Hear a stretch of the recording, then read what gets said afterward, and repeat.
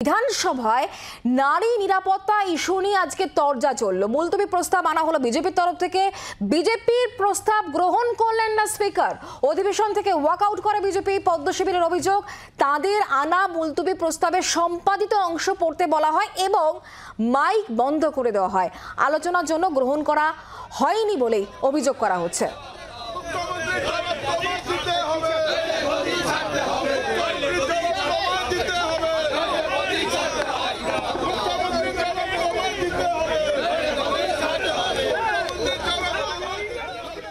আমরা বিষয় নিয়ে কথা বলে জানবো। শ্রেয়সী আমাদের সঙ্গেই রয়েছেন, আমাদের প্রতিনিধি সরাসরি। শ্রেয়সী, বিজেপির কি বক্তব্য এবং স্পিকার তিনি বা কি বলছেন, কি হলো আজকে বিধানসভায় এই বিষয়?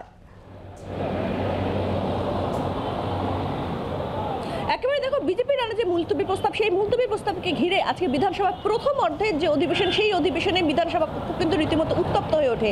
যেখানে বিজেপির মুলতবি যে প্রস্তাব, সেই মুলতবি প্রস্তাবের মূল বক্তব্যের জায়গা ছিল যে এ রাজ্যে শিশু এবং নারীদের যে নিরাপত্তা, সেই নিরাপত্তা নেই, কোনো সরকার বা প্রশাসনের তরফে নির্দিষ্টভাবে ব্যবস্থা করা হচ্ছে না।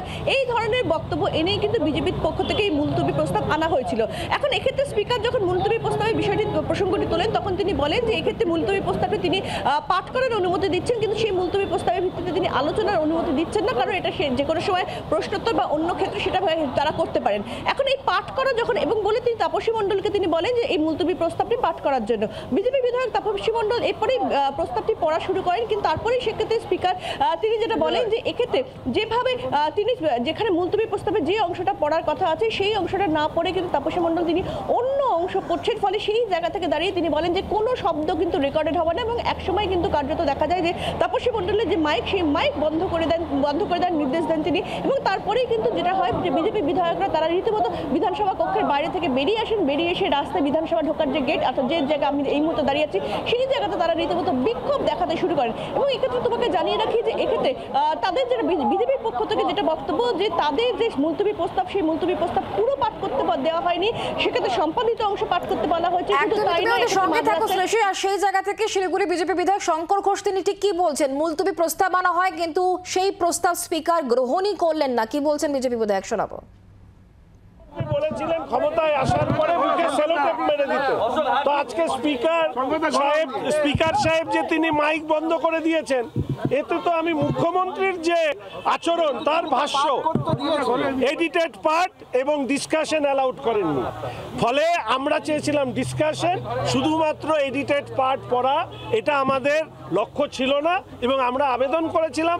শুনি সেই আবেদনে কর্ণপাত না করে মাইক বন্ধ করে দেওয়ার জন্যই আমরা আজকে সদন থেকে বেরিয়ে এসেছি।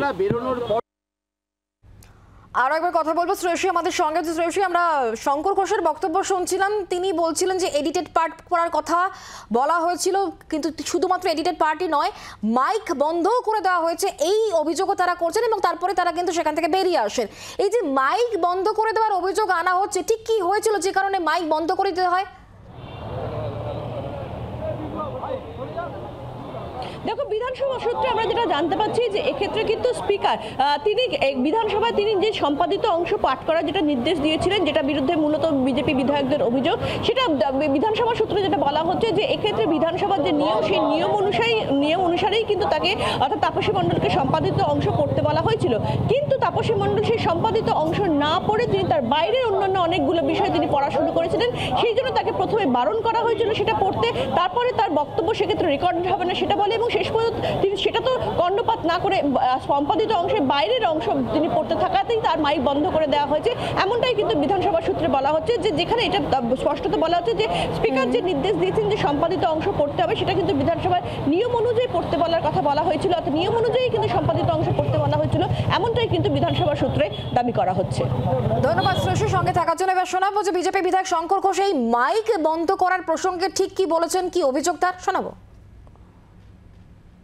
জিকরের ঘটনার পরেও আমাদের রাজ্যে নারী এবং শিশুদের উপরে শারীরিক অত্যাচার এবং খুনের ঘটনা ক্রমবর্ধমান।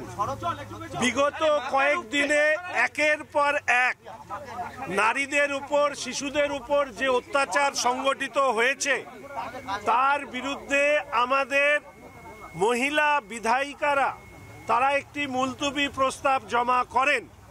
এই মুলতবি প্রস্তাবের ভাষ্যে এডিটেড পার্ট তাদেরকে পড়তে দেওয়া হয়, কিন্তু আলোচনার সুযোগ রাখা হয় না। সমস্যারে যখন প্রতিবাদ করেন তখন তাপসী মণ্ডলের মাইক বন্ধ করে দেওয়া হয়, ফলে স্পিকারের এই আচরণের বিরুদ্ধে প্রতিবাদ জানিয়ে ভারতীয় জনতা পার্টি পরিষদীয় দল আজকের সদন বহিষ্কার করে।